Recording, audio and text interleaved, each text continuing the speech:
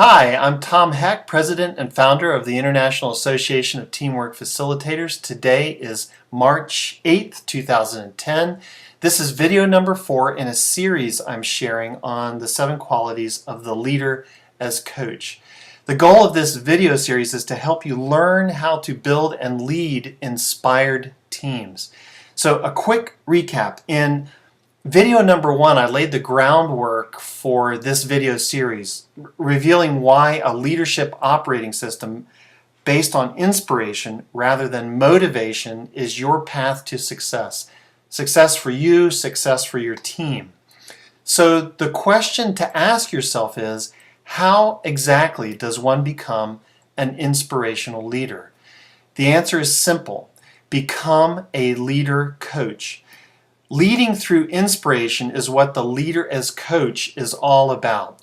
In the previous 2 videos I shared the first 2 qualities of the leader as coach. Now here in this third video I'd like to share, this fourth video I'd like to share the third quality of the leader as coach, which is the leader as coach has strong reserves. Reserves of time, energy, patience, support, money, and reserves also include having every tool, piece of equipment, system, skill, and knowledge needed to produce easily. The leader as coach has room or space during the day to get and stay ahead versus constantly putting out fires. When you have reserves, when you operate from a place of having more than enough, you show up differently. You're able to be fully present with the people in your life, your team members, your customers, your suppliers, your friends, your spouse, your children. And on the other hand, if all you have is just enough, or worse, not enough, it becomes very easy to operate from a place of lack and fear. Operating from abundance and possibility thinking is out of the question, and so is anything having to do with inspiration. The greatest barrier to establishing strong reserves is what we call an addiction to adrenaline. Now, one of my favorite authors is Patrick Lencioni, who wrote The 5 Dysfunctions of a Team and many other bestsellers. And in 2005, Lencioni wrote an article entitled The Painful Reality of Adrenaline Addiction for Leadership Review magazine. And I'd like to read a short passage from that article. Lencioni says about adrenaline addiction, I'm quoting here, executives with adrenaline addiction are the ones always pecking away at their BlackBerries during meetings, talking on their cell phone during every 5-minute break from those meetings, and checking email late at night.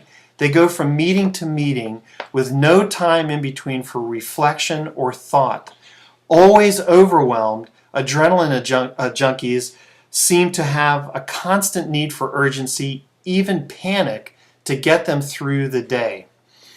There is something particularly insidious, Lencioni goes on to write, about adrenaline addiction that makes it hard for so many leaders to kick the habit.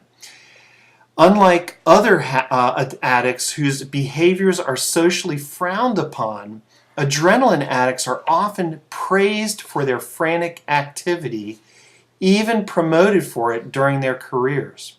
And so they often wear their problem with a badge of honor, failing to see it as an addiction at all in spite of the pain it causes. And he goes on to share some other insights about adrenaline addiction. Now, adrenaline addiction is real, and odds are if you're a leader and you're watching this, you suffer from this addiction to some degree. And let me give you a quick example of how this can show up, how adrenaline addiction can show up. And this is from a leader that I had the opportunity to work with through the Leader as Coach Fast Track program. He was a vice president of a large nonprofit organization, and his addiction to adrenaline was pervasive and affecting every area of his life. One of the ways he got his fix was to drive around town with his gas tank on empty. He never knew if he would have enough gas to make it to his next appointment or a meeting. Occasionally he would run out of gas and be stuck on the side of the road, and here's how he would get unstuck. He would call his assistant and ask her to quietly and secretly come to help him out by bringing a gallon of gas so that he could get to the gas station. When I suggested this behavior was reflective of an addiction to adrenaline, he completely denied having any problem, and like many addicts, he was in complete denial. The denial ended, however, when one day he was on his way to the funeral of a former staff person and he ran out of gas on the side of the interstate. Like usual, he called his assistant to secretly help him out by bringing a gallon of gas, which she did, and the next day she handed in her resignation. She was just fed up with the addiction. This was the wake-up call he needed to begin addressing his addiction. And so here's the message I want you to get. As your addiction to adrenaline diminishes, and this was true for this VP, your ability to develop strong reserves increases. Trying to build strong reserves before addressing this adrenaline addiction is like trying to fill a strainer with water. It just doesn't work.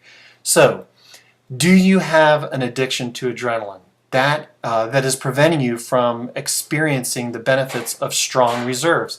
And if so, how deep is the addiction? To help you answer these questions, I've provided a link to a self-assessment that will help you determine your level of adrenaline addiction. And you'll find that link on the same page that the video is on. And this self-assessment is just one of the many tools provided during the IATF Leader as Coach Fast Track program. Well, in the next video, I'm going to share the fourth quality of the Leader as Coach, and there are 7 qualities. Until then, take the adrenaline addiction self-assessment to see where you stand and to determine your next action step that will help you move forward. I look forward to talking with you next time. Bye-bye.